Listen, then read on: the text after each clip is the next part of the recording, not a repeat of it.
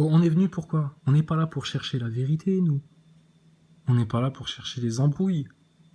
On n'est pas là pour chercher des crosses à Thomas Pesquet ou à lui chercher les couches dans les pantalons ou à lui chercher les câbles derrière le harnais. Pas du tout. On est là pour chercher les lunettes à Castex. Regarde. Vous présente.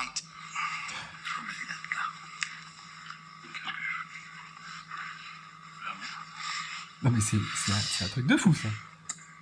Bien, mesdames et messieurs. Cherchez plus rien les Français. Cherchez plus le vaccin. Cherchez plus la solution à vos problèmes. Cherchez les lunettes à Castex. Honnêtement. Quel est le débilos? C'est-à-dire le mec qui a ses lunettes H24 sur le nez. Tu l'as jamais vu sans ses lunettes, Castex. Ses lunettes, il les enlève juste quand il fait l'amour à sa femme ou alors quand il prend sa douche. Mais sinon, tu l'as toujours vu avec ses lunettes sur le nez. Bon, il a ses lunettes tout le temps, mais là, tout d'un coup, il les cherche. Il perd la boule, le vieux, là. Et c'est les mecs là qui dirigent le pays. Mais vous savez pourquoi parce qu'on sait toujours... Ça, c'est la question qui nous taraude tous, tu vois. C'est qu'est-ce qu'il fait, tu vois? Qu'est-ce qu'on essaye de se mettre, tu vois, dans la tronche du con moyen, tu vois? Genre les inconnus qui cherchent un concept de pub, tu vois. Enfin, je sais pas, il y a un truc, moi, qui m'énerve, tu vois. Je veux quand même trouver qu'est-ce qui peut se passer dans la tronche du beauf moyen. Ce qu'on pourrait faire, c'est peut-être reprendre l'idée de la grand-mère, tu vois, le côté rassurant. Oh, les concepts merdouillis. Ah, j'ai dit, Franck, excuse-moi, mais alors la grand-mère, le concept marketing, non, c'est la grand-mère nue. Habillée, mais total naked. Se mettre dans la tronche du français moyen pour comprendre pourquoi ils comprennent pas. Pourquoi ils comprennent pas que leur virus là, c'est une arnaque, que leur vaccin c'est une arnaque, que le masque sur les adultes ou sur les enfants, mais c'est de la superstition complète, que attestation, mais de quel droit t'as vu ça d'où une attestation pour sortir de la maison, toi? Un confinement? Et puis 6 à la maison, et puis à Noël on pourrait être 666. N'importe quoi. Mais vous êtes fous. Vous êtes fous. Attendez, moi j'ai une ligne. Attendez, dans la continuité là, du forcing, l'arôme du plaisir. Tu cibles. Mais pourquoi singulier? Attends. Pluriel si tu veux. L'arôme du plaisir. Si tu veux. Je préfère. Pourquoi singulier, je veux dire?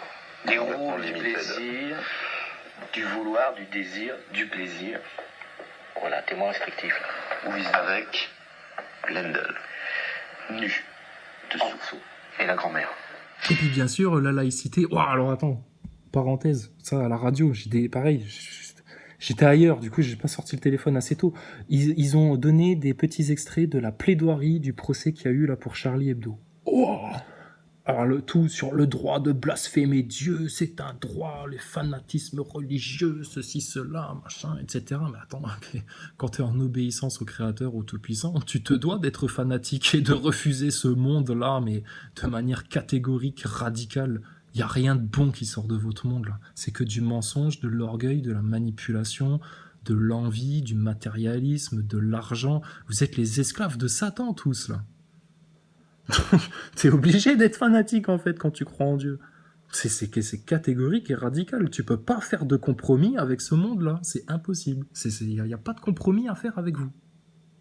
Maintenant, c'est tout pour le Créateur, le bien, la vérité, l'humilité, la douceur, la gentillesse, le pardon, le repentir, etc. Ou alors, dégage, va en enfer, va dans le feu, va dans la fournaise, brûle en costard. Avec Lendl.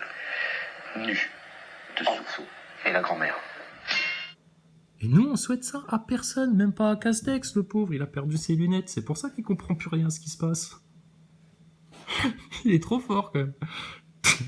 C'est pas, il a perdu la boule. Il a perdu la bouboule. Tu sais, ça se trouve, un jour, tu vas le voir, il va arriver devant un pupitre, il va dire, merde, où sont mes cheveux? Où sont mes cheveux? Mais t'en as jamais eu. Ne cherche pas. Mesdames et messieurs, comme je m'y étais engagé la semaine dernière, je reviens vers vous pour vous présenter.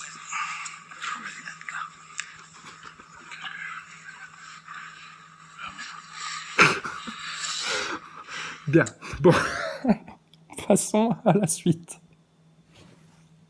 Par ici la piqûre. Alors par qui on commence, Castex? Moi, je vois dans les commentaires, ils sont tous chauds pour commencer par les journalistes et les politiciens. Pourquoi vous montrez pas l'exemple? C'est vous qui avez le plus peur du virus. Vaccinez-vous en premier. Alors maintenant, ils vont se servir des personnes âgées. Ah, ils vont servir de cobayes. Comme ça, si jamais il y a des effets secondaires, ils pourront toujours dire « Ah bah c'est parce qu'ils étaient trop vieux, hein, ils étaient un peu faibles, donc bon, c'est normal. »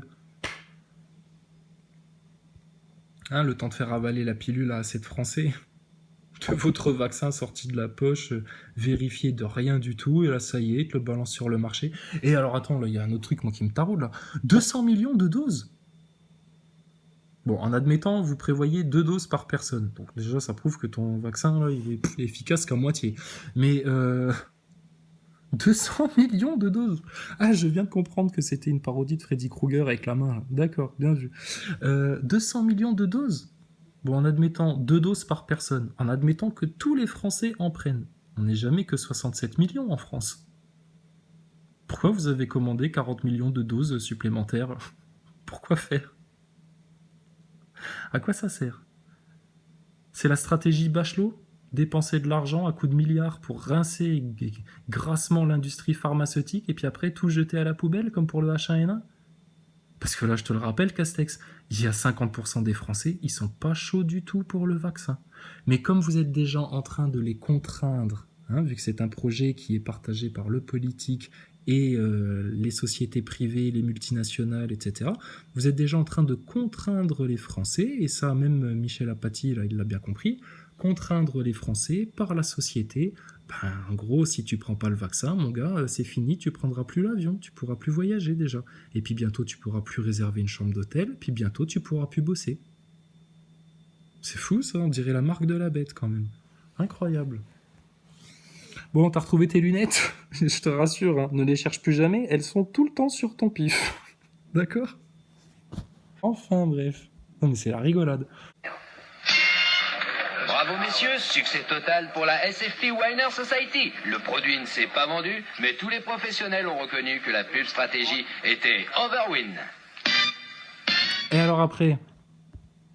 Alors là, c'est le summum de la science.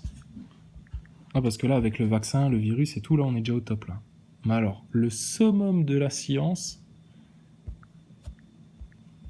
c'est quand tu vois ce qu'ils font au niveau du spatial. Alors, il y a eu 2-3 petites nouvelles, là, au niveau du spatial, assez étonnantes.